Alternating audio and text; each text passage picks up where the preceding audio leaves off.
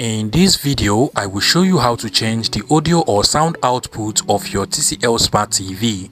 Now, over here, I have the TCL Android TV, but whether you're using the TCL Google TV, TCL Roku TV, or even the TCL Android TV, following the same steps should help you change the sound or audio output of any TCL Smart TV you have. And to do this, basically you want to go ahead and press on the settings button on your TCL remote control. You can literally see the settings icon on this TCL remote control over here. Alternatively, if you're using this type of TCL remote control, you can literally see the settings button over here. In some, it is actually located at the top over here, but whichever way, just go ahead and press on the settings button to open up the settings on the right hand side of your TCL Smart TV. Now you want to go ahead and open up the sound settings of your TCL Smart TV, and then just come over to audio output over here.